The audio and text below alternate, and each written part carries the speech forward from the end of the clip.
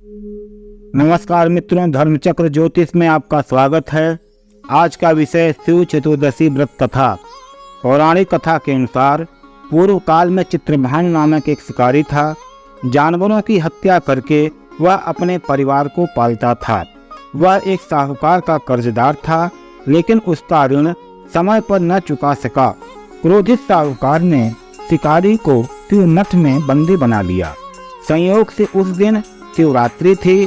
शिकारी ध्यान मग्न होकर शिव संबंधी धार्मिक बातें सुनता रहा। चतुर्दशी को उसने शिवरात्रि व्रत की कथा सुनी। शाम होते ही साहूकार ने उसे अपने पास बुलाया और ऋण चुकाने के विषय में बात की। शिकारी अगले दिन सारा ऋण लौटा देने का वचन देकर बंधन से छूट गया। अपनी दिनचर्या की भांति वह जंगल में शिकार के लिए निकला, लेकिन दिन भर बंदी गृह में रहने के कारण भूख प्यास से व्याकुल था। शिकार खोजता हुआ वह बहुत दूर निकल गया। जब अंधकार हो गया तो उसने विचार किया कि रात जंगल में ही बितानी पड़ेगी। वह एक तालाब के किनारे एक बेल के पेड़ पर चढ़कर रात बीतने का इंतजार करने लगा। बेल वृक्ष के नीचे शिवलिंग था, जो बेल पत्रों से ढका हुआ था। शिकारी को उसका पता न चला। पड़ाव बनाते समय उसने जो टहनियाँ तोड़ी वे संयोग से शिवलिंग पर गिरती चली गई।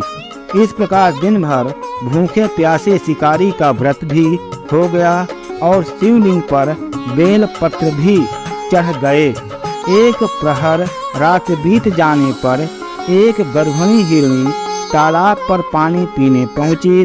शिकारी ने धनुष पर तीर चढ़ाकर ज्यों ही प्रत्यंचा खींची। हिरणी बोली, मैं गर्भिणी हूँ, शीघ्र ही प्रसव करूंगी। तुम एक साथ दो जीवों की हत्या करोगे, जो ठीक नहीं है। मैं बच्चे को जन्म देकर शीघ्र ही तुम्हारे समक्ष प्रस्तुत हो जाऊंगी, तब मार लेना। शिकारी ने प्रत्यंचा ढीली कर दी और हिरणी जंगली झाड़ुओं में लुप्त हो गई।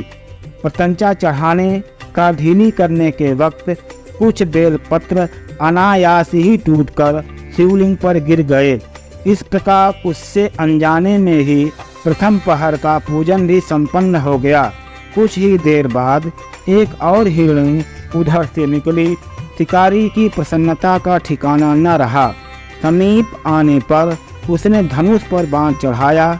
तब उसे देखकर हिरणी ने विनम्रता पूर्वक निवेदन किया, हे शिकारी, मैं थोड़ी देर पहले ऋतु से निवृत्त हुई हूँ। कामातुर हिरणी हूँ, अपने प्रिय की खोज में भटक रही हूँ। मैं अपने पति से मिलकर शीघ्र ही तुम्हारे पास आ जाऊंगी। शिकारी ने उसे भी जाने दिया। 2 बार शिकार को खोकर उसका माथा ठनका। वह चिंता में पड़ गया। रात्रि का आखिरी पहर बीत रहा था।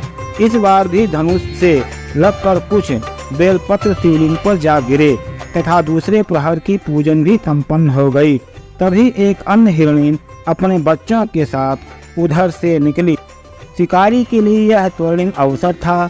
उसने धनुष पर तीर चढ़ाने में देर नहीं लगाई। वह तीर छोड़ने ही वाला था कि हिरणी बोली, हे शिकारी, मैं इन बच्चों को उनके पिता के हवाले करके लौट आऊंगी। इस समय मुझे मत मारो। शिकारी हंसा और बोला, सामने आए शिकार को छोड़ दूं? मैं ऐसा मूर्ख नहीं। इससे पहले मैं 2 बार अपना शिकार खो चुका हूँ। मेरे बच्चे भूख प्यास से व्यग्र हो रहे होंगे। उत्तर में हिरणी ने फिर कहा, जैसे तुम्हें अपने बच्चों की ममता सता रही है, ठीक वैसे ही मुझे भी। हे शिकारी, मेरा विश्वास करो, मैं इन्हें इनके पिता के पास छोड़कर तुरंत लौटने की प्रतिज्ञा करती हूँ। हिरणी का दुख भरा स्वर सुनकर शिकारी को उस पर दया आ गई। उसने उस मृगी को भी जाने दिया।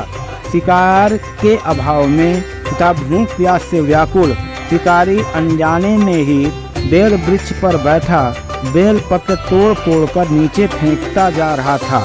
पौ फटने को हुई तो एक हष्ट पुष्ट मृग उसी रास्ते पर आया।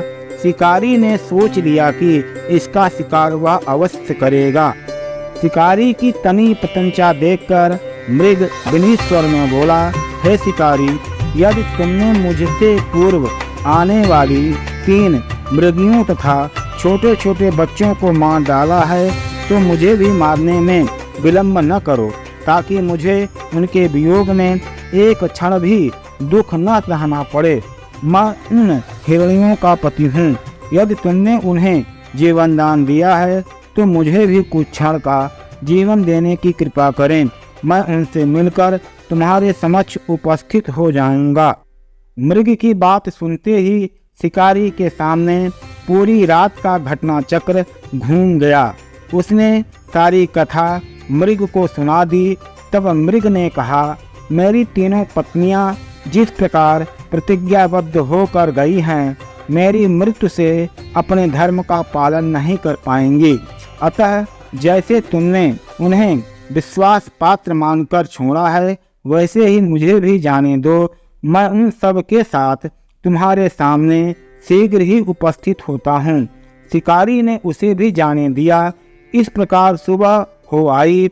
उपवास, रात्रि जागरण तथा शिवलिंग पर बेलपत्र चढ़ने से अनजाने में ही शिवरात्रि की पूजा पूर्ण हो गई।